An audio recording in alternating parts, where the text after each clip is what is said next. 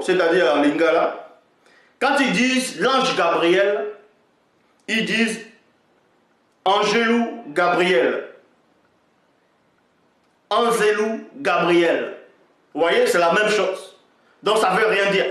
Or, alors que dans le Douala ancien, on ne dit pas Gabriel, on ne dit même pas. D'autres, c'est ceux-là qui ne connaissent pas le Douala ancien, ils vont dire un ange, c'est Angel. C'est faux.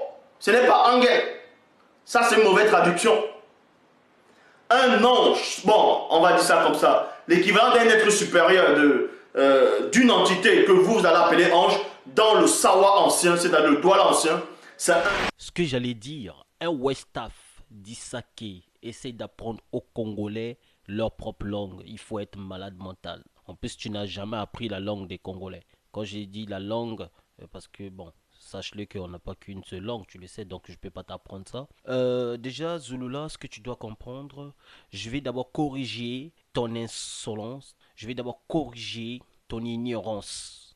Et assis-toi, prends stylo avec une feuille, note ce que je vais te donner. En hébreu, pour dire un ange, on dit malak ou malaka ou malak. Tu vois, ça s'écrit M-L-A-K ou M-L apostrophe A-K. Bon, ça c'est selon l'écriture latin. Hein, bon, parce qu'on ne peut pas l'écrire comme ça en hébreu. Donc, malak, ça veut dire l'envoyé, ça veut dire messager. Malak. Et en lingala, maintenant, pour dire un ange, on dit moigné. Moigné, tu vois. Mais si on traduit le moigné dans lingala simple, on dit motindami. Motindami signifie l'envoyé. Est-ce que tu comprends? L'envoyé. Et moigné veut dire un ange, un envoyé, celui qu'on a envoyé en fait. Ça veut dire ça. C'est pour ça. Donc, je voulais te corriger par rapport à ça. Et tu as dit encore quoi? Tu as dit que non, les Congolais essaient de traduire Gabriel. Non, les Congolais, ils ont laissé aussi Gabriel. Ce qui est bizarre avec toi, tu veux tout traduire, même des noms propres ou pas propres. Tu veux tout que ça soit traduit en fait. Il y a des trucs qu'on ne peut pas traduire.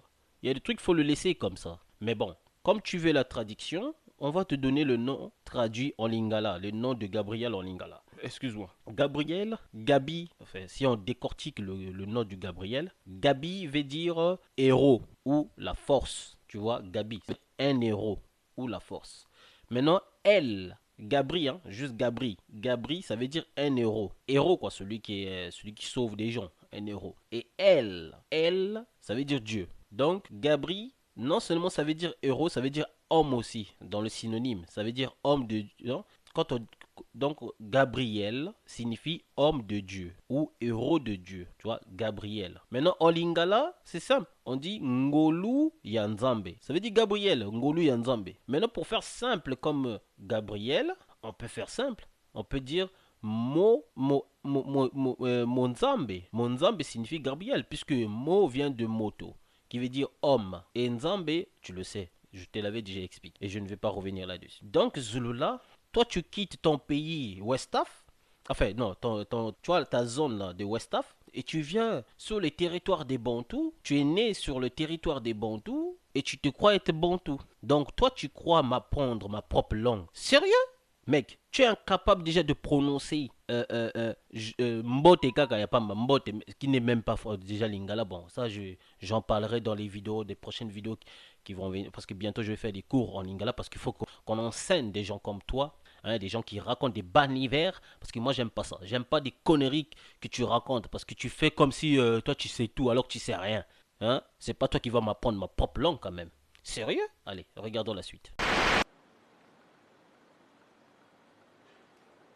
Et maintenant, on vous dit que chez les Douala, certains disent qu'avant c'était Nzambé.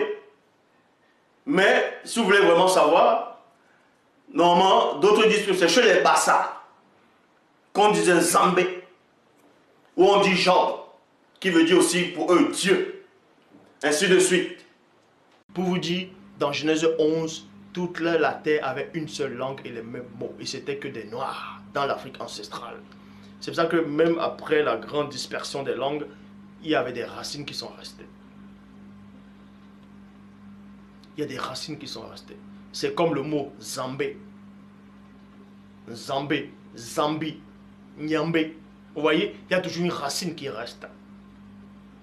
Parce que tout ça, dans autant de Noé et autant d'Enoch, c'était que les Noirs. C'était un seul peuple, le peuple de Dieu. Jesus Christ of Nazareth. S'abonnez-vous.